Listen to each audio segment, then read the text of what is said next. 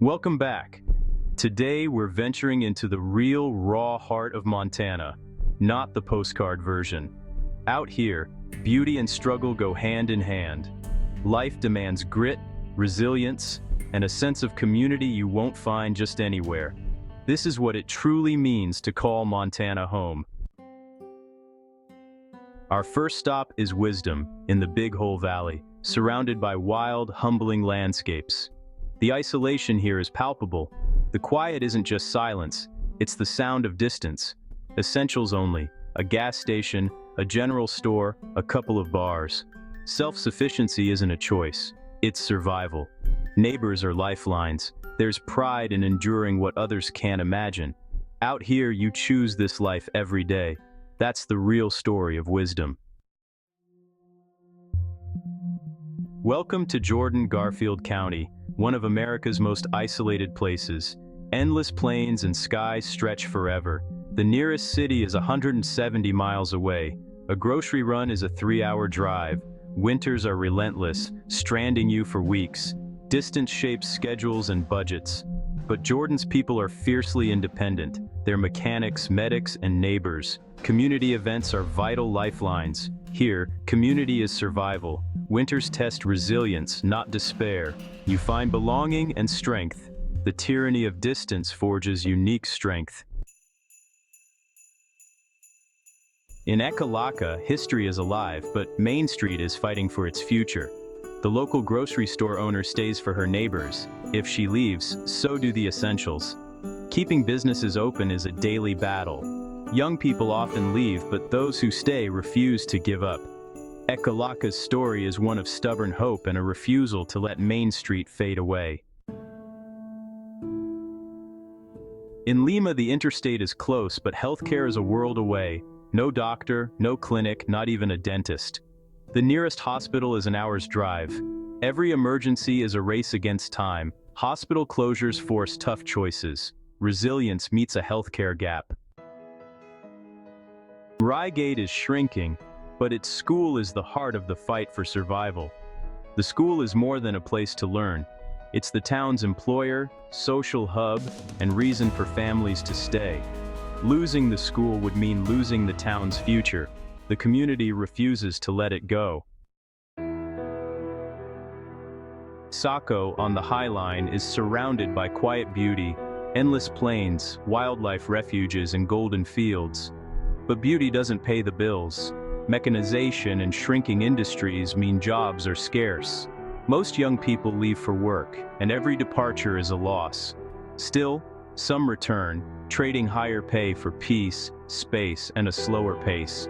The grain elevator worker told me he came back for the quiet and the freedom to hunt and fish.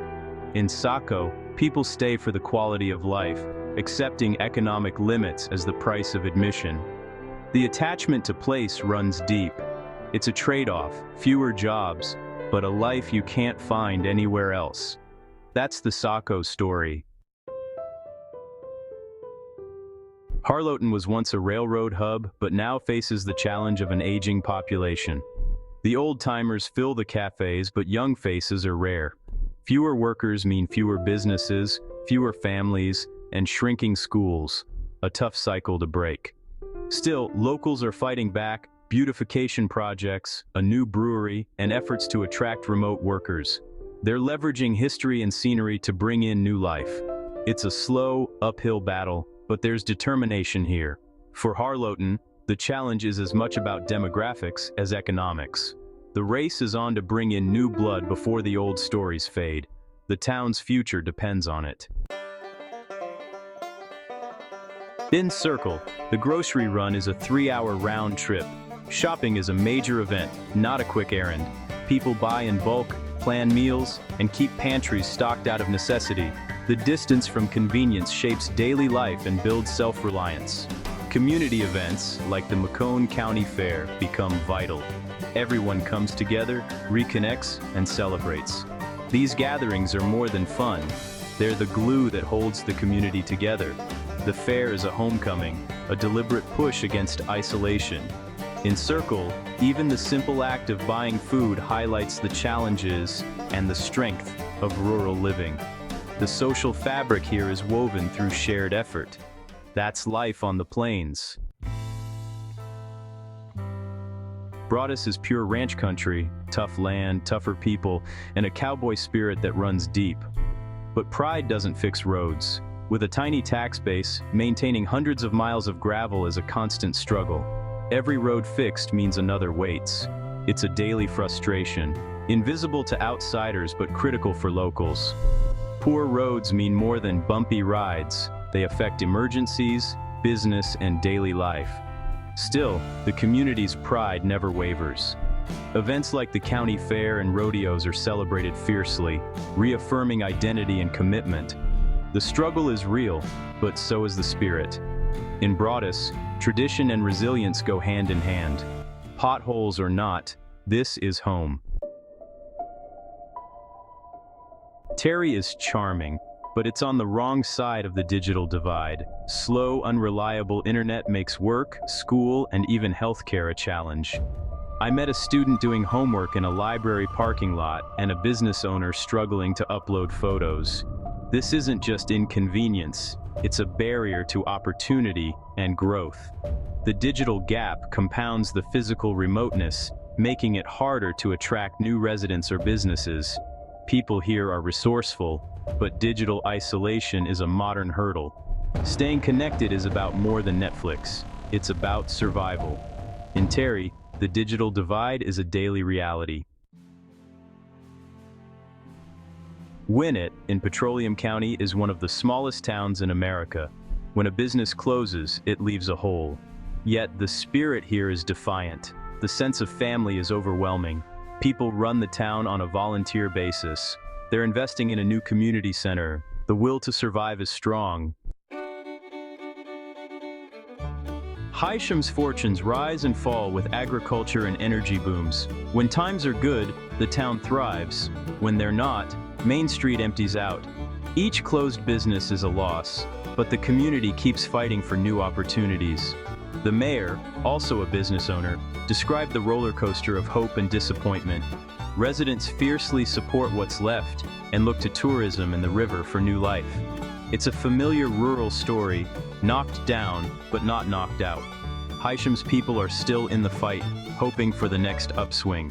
Resilience is the heartbeat here. Baker knows extreme weather, blizzards, hail, even tornadoes. In 2011, a tornado hit hard, but the real story is how the town rebuilt together. Neighbors helped neighbors, businesses donated supplies, and the community came back stronger. Out here, you don't wait for help. You grab your tools and pitch in. This spirit is forged by generations of hardship, from blizzards to oil busts. Resilience isn't a one-time thing. It's a way of life. In Baker, every storm is met with determination. That's what keeps the town going. Scobie is remote. No theaters, malls, or bowling alleys. So the community invents its own fun pinnacle tournaments, craft fairs, ice fishing contests. The Daniels County Fair is huge, and Pioneer Town, a volunteer-built museum, shows off local history. People here are creators, not just consumers. Backyard barbecues turn into neighborhood parties. Workshops become gathering spots. In Scobie, you build your own culture. The remoteness breeds creativity and connection. Entertainment is a community effort. That's what makes Scobie special. Our final stop is Plentywood in the far northeast. Despite its remoteness, it's a solid hub. Hospital, grocery store, and businesses that keep it viable. The town has weathered storms, but held on to what matters. There's a blend of history and forward thinking here, embracing technology, building community. The school is strong and there's cautious optimism about the future. People here know what they have and they've chosen it, cold winters and all. Plentywood is a story of perseverance and pride. Even in the farthest corner, the human spirit finds a way. That's our journey through Montana's most remote towns. These places are more than dots on a map. They're communities full of grit, beauty, and heart. If these stories moved you, please subscribe and share your thoughts below. Your support helps us keep telling the real stories of rural America. The challenges are real, but so is the spirit. Thanks for coming along. Let's keep the conversation going. See you on the next one.